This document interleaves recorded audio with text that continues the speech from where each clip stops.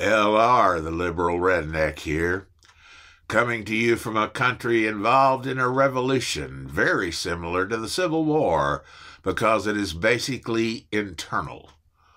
One side is aggressively pushing forward their agenda at an accelerated pace because their hold on power is tenuous at best. They basically want to privatize the government and do away completely with the democratic process. The other side is working tirelessly to stop them by any means possible. The future of the world is literally at stake in this conflict. Death and human suffering are definitely part of the equation. Felon seems to think his so-called executive orders are the law of the land. They are most definitely are not.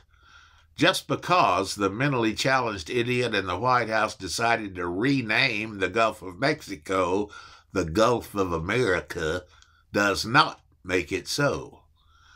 Just because he stops the CDC from issuing warnings about medical emergencies does not mean they are no longer happening.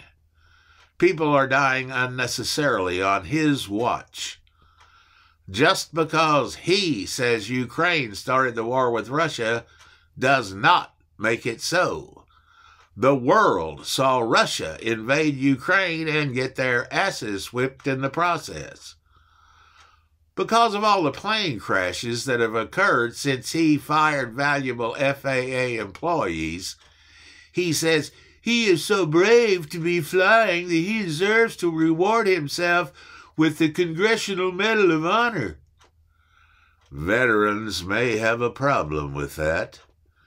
He deserves to have Air Force One taken away from him and force him to fly commercial on his own dime. DOGE trimming government agencies to reduce the deficit is completely absurd. Musk claims he has saved the U.S. $55 billion without a single shred of evidence. That would be because foreign aid is 1% of the budget. The Department of Education is 3% of the budget. The entire federal workforce is 6% of the budget. But the tax cuts Felon is pushing would add $5 trillion to the deficit. Their math is lacking reality. In 1 month, Felon has dismantled a working government and turned it over to the oligarchs, isolated the country from the free world, set America up for multiple pandemics, launched multiple trade wars with disastrous results, threatened to invade numerous countries, capitulated to the Russians, ruled that only he can make laws, and called himself king. All this was done while spending half of his time in office playing golf, attending the Super Bowl, and riding around a NASCAR racetrack. As bad as his first term was, it's small potatoes compared to the second one. His grossly unqualified administration is so bad because he didn't appoint anyone who was smarter than him, and that meant he had to go to the bottom of the barrel.